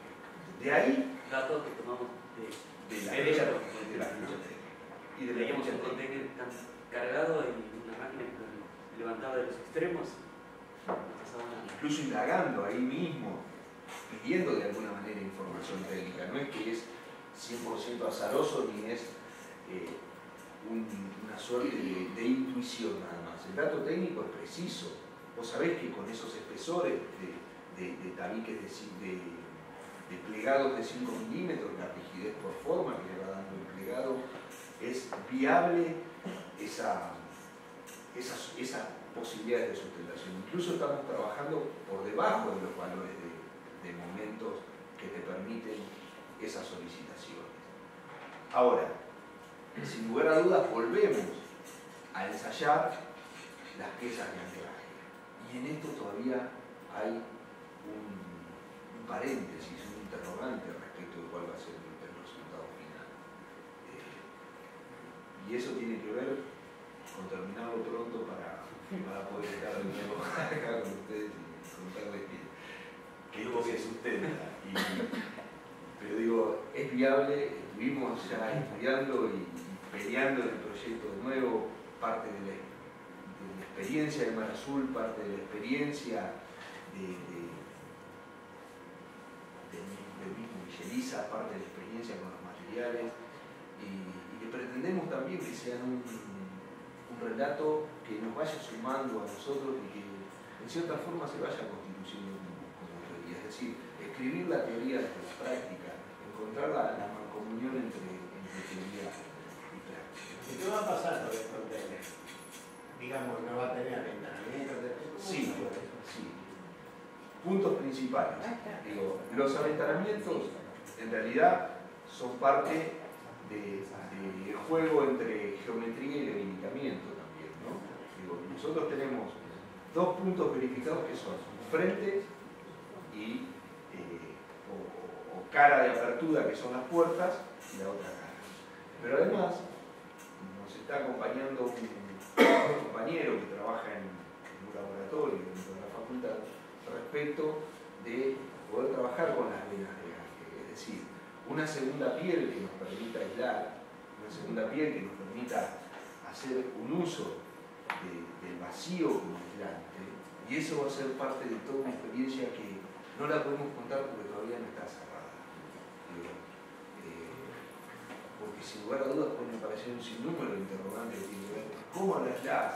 Sí, tenemos un camino abordado, lo que no queremos es de alguna manera recurrir a una aislación de láminas de vidrio, porque en realidad las posibilidades de aislar es a través del vacío, a través de ventilar la piel, a través de ver cómo esta pieza se consolida como una teoría más amplia. Es decir, si vos seguís peleando por el vacío también es la aislación.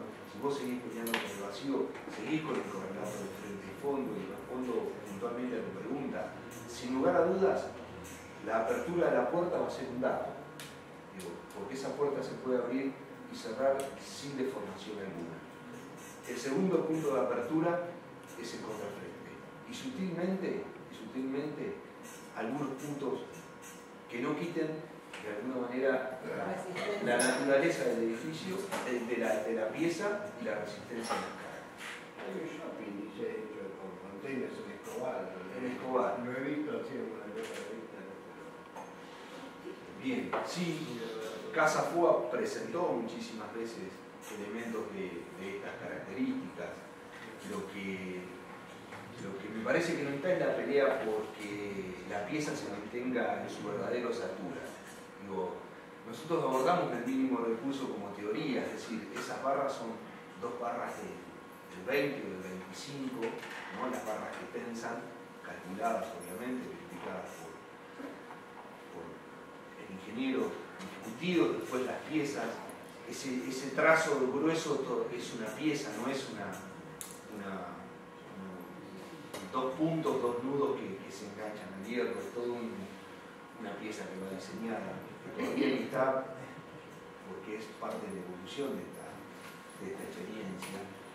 Pero vuelvo a este ejemplo del mínimo recurso, es decir, cuando vos ves un elemento que naturalmente desprende racionalidad, que desprende un sinnúmero de posibilidades de ese mínimo recurso, y lo ves, por otro lado, forrado con metros cuadrados de inoxidable y equipamientos de cocinas propios de una naturaleza que es ajena. Digo, ¿dónde está el concepto del mínimo recurso? Nosotros vamos por esas cosas de pelear hasta el último momento del proyecto, ¿no? Es decir, si es mínimo recurso, es mínimo recurso. ¿Cuánto vale un contenedor para comprar? Sí, hoy debe estar alrededor de $4.000 y te devuelve 27 metros cuadrados. 27 metros cuadrados. $4.000, no sé, 50.000 pesos, 27 metros cuadrados. Acá te permiten semicubierto, espacio habitable y alternativa de cubiertas. Un elemento tiene un costo en tanto y en cuanto no se empieza a ensamblar con otras partes y otros elementos. Si dos elementos se relacionan y hay un vacío en el medio, automáticamente la ecuación, la matemática, es otra respecto de la relación costo-beneficio. Porque esos dos elementos provocan otra relación de superficie, se ensamblan, se pueden poner verticales. Hay muchas posibilidades de ensayo. Lo interesante es el ensayo de esto. Lo interesante es no quedarte con esto. Esto es simplemente un punto de partida, digo, para trascender respecto de que pueden apoyarse con cuatro patas como esta misma mesa. Eso te lo da directamente la máquina que lo ensambla y lo carga, digo. Por eso esta pelea por la sustentación y por algunas cuestiones que es el salto al vacío de la experiencia. Bueno, estaríamos cerrando las obras. Teníamos el concurso del Mar de Mauser. Si quieren lo contamos. Tenemos algunos concursos más. ¿Cómo estamos con la hora? Ya son las 7 de la noche. Estas son 1 hora y media, llevamos desde la noche. Bueno. ¿Sí? ¿Seguro? ¿Qué te queda? El concurso es importante. Bueno, vamos con el concurso entonces. ¿Qué podría ser motivo de la falsa del concurso? Sí, habíamos traído una buena cantidad de concursos también para contar. Juan tenía razón. Hace mucho, una vez más le tengo que dar razón. No es poca cosa. Bien, este escenario que en cierta forma podría parecer de Marte o de Saturno, todavía no hemos tenido la posibilidad de ir, es parte de un paisaje que es el estuario del mar de Mauser, en Inglaterra, el estuario del Támesis, como si figurábamos, está el estuario del Río de la Plata, y una sucesión de fortalezas construidas para defender el ataque de los alemanes a Inglaterra. Había como estos puntos distintos presentados en todo el borde costero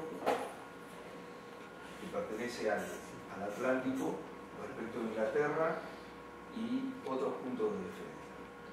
Resulta que Rethinking, que significa repensando, un equipo que de alguna manera conformó la Universidad de Sevilla con la poli. No, digo que fue una onda la poli de... Sí, hay mucho lenguaje. En eso reflejás esta suerte de cultura que tienen los ingleses para con pintura que sin lugar a duda la podés ver en los grandes arquitectos, ¿no? El otro día un amigo nos envió el estudio, recién llegado, un sinnúmero de detalles de algunas obras de Foster y Rogers, y te das cuenta que hay toda una avidez por el oficio, toda una suerte de correlato permanente en esa cosa de la técnica y los detalles. Fundamentalmente ese encuentro cultural que tienen las revoluciones mundiales hasta el día de hoy con los materiales. Este escenario es una foto real, ¿no? Es una foto real, estas son las torres y... ¿Está del lado del Atlántico esto? No, la desembocadura del Támesis. Pero eso, Sí. Y bueno, resulta que surge la idea de ese concurso, en donde lo que se proponían era la reutilización de estas torres, transformando toda esta disponibilidad estructural, disponibilidad de metros cuadrados, en un observatorio astronómico y en espacios que de alguna manera iban a complementar las actividades de la astronomía.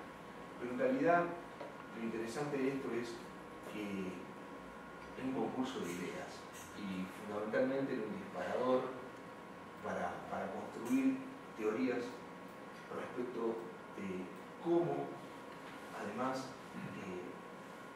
podemos llegar a habitar el agua como territorio. El verdadero desafío de eso era poner desde el proyecto nuevas teorías.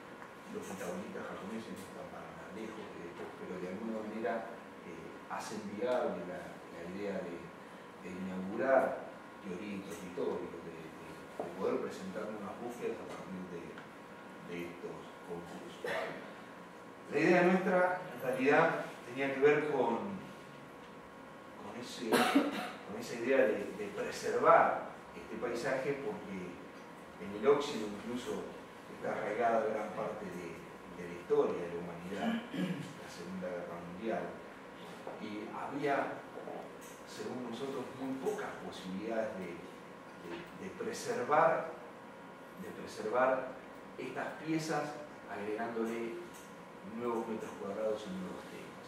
De ahí es que surgieron de la lectura de los distintos concursos un sinnúmero de posibilidades, pero bueno, nuestra propuesta consistió en basarnos en la arquitectura del silencio, es decir, la arquitectura del silencio entendida como esa arquitectura que está pero no está, esa arquitectura que tienen las grandes obras.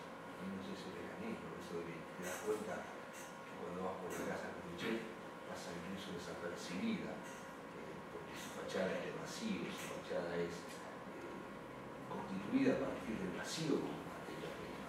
Y el vacío para nosotros es materia prima del proyecto. Entonces, ¿cómo hacíamos para construir las relaciones entre las distintas partes? El criterio de selección del espacio brindado a la astronomía en el área central, en un punto central, que era el que mantenía relación con las torres.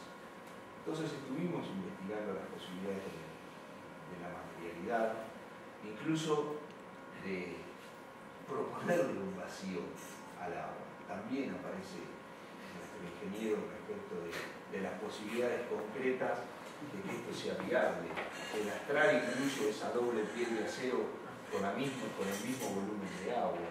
Entonces, esa idea de juntar el volumen de agua como propio peso para conseguir estabilidad, la geometría circular como un anillo que resuelve los esfuerzos de la compresión, y esa pelea por la geometría desde el todo nos llevaba también a cómo eran los accesos a este vacío central que después nos comunicaba y nos conectaba con el área de observación y la astronomía.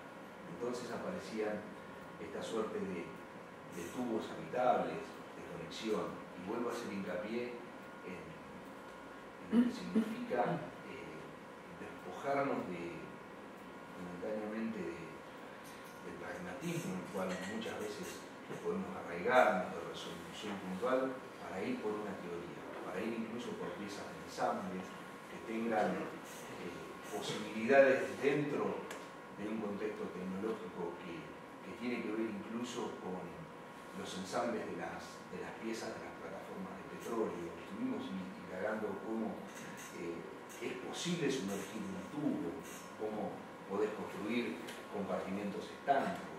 Nos colaboró de alguna manera alguna experiencia con el agua que nosotros tenemos.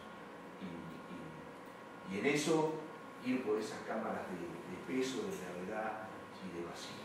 Incluso cuestionábamos los volúmenes de aire para evitar que las personas que estuvieran en ese lugar tuvieran que respirar el aire bajo presión, ¿no? Y con eso construir situaciones de hiperoxia, ¿no?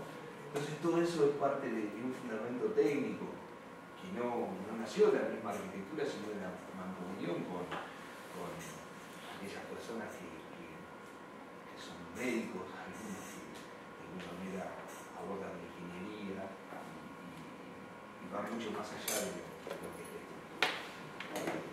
Esto tiene de nuevo, para agregarlo y contextualizarlo, tiene la intención y el desafío de paralelos conceptuales que pueden llevar incluso a las nuevas formas de ocupación, a que la tierra es finita, a que la tierra de alguna manera necesita de unos espacios y además hay antecedentes de ocupación en esos lugares. Haber funcionado desde emisoras clandestinas hasta personas que decidieron ir a ocupar parte de esas torres con una forma de vida, y eso también nos sumerge a nosotros y nos expulsa la idea